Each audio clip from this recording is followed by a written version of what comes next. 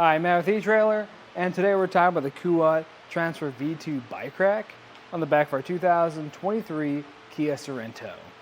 Now this is going to be a great option for you if you're looking for something that's going to be a little bit easier to load and unload your bikes, and isn't going to block a whole lot of things on the back of your vehicle. So let's check it out.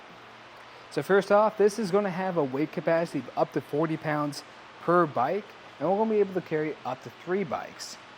Now, since this is pretty far out, that is going to reflect that tilt away just a little bit.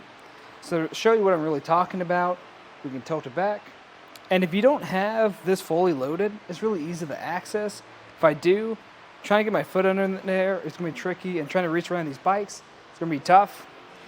But with only one bike on here, all I have to do is put my foot on here and tilt this back to about this position here.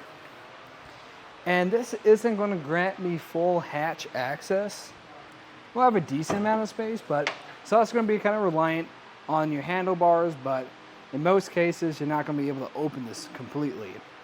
Now, you'll be able to open it to this point, so if you need to grab something real quick, maybe a bag or two or a helmet to go out riding, then I think this is going to do you just fine. To put it back up into the seated position, I'm just going to lift up on these handles or these hooks until it clicks into place. And to really show you more about this rack, I'm going to take my bike off. And what's really nice is with this design, I can actually step in, so removing the bike's much simpler. I like to start with this rear strap. Sometimes it can be a little tricky to press that button because it likes to get stuck or caught. I'll just tuck that away. And then when I'm removing this front one, I'm just going to grab my frame and press this button and release this hook. Now, what's nice about this is we're not making any frame contact. We're only connecting this to our tires. So this is going to be ideal for your carbon, alternative, or frames bikes like that. Or if you have a nice paint job that you don't want to get scratched up. Now I can take this out for a ride. If you notice, we're going to have some cradles, and they'll be able to accommodate different tire sizes because we have those different kind of cutouts. So you'll be able to accommodate your skinny, your standard, and your 5-inch fat tire.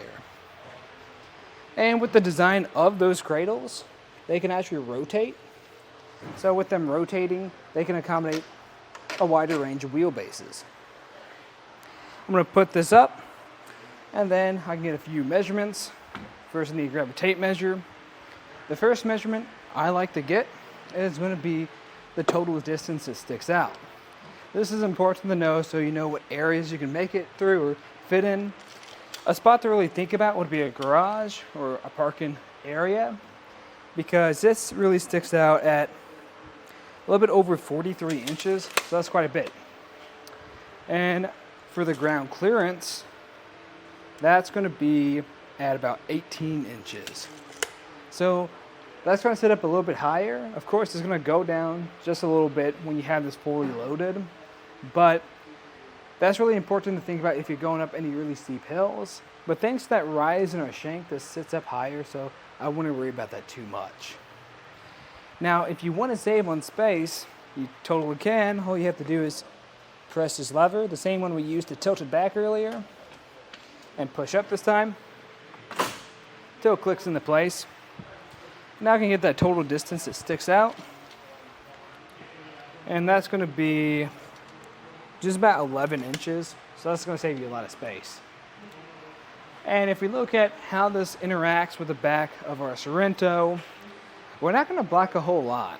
So we're just going to block our license plates partially. We'll still be able to use our backup camera, and our taillights should be fine too. You'll see this out of your back window a little bit, but you'll still be fine to use it. If that's too much of an issue, you always have your mirrors as well. And for how this installs, we're going to have a 2-inch shank that goes into a 2-inch hitch receiver, and then we're going to have this pin that goes through. And at the very back, we're going to have this anti-rattle device, and the only way they really tighten and loosen that up is with the included Allen key. And that's going to prevent a lot of rattling from occurring on here giving you a better fitment. Now overall, I think if you're looking for something that is a bit easier to unload and load your bikes and isn't going to block a whole lot of your back of your vehicle, I think this is a great option.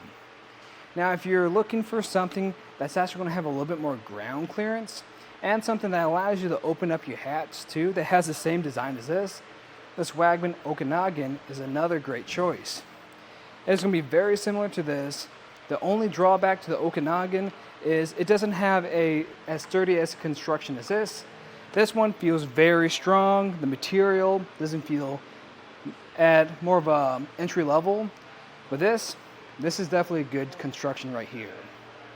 But that was just a look at the Kuat Transfer V2 bike rack on the back of our 2023 Kia Sorento. Thanks for watching.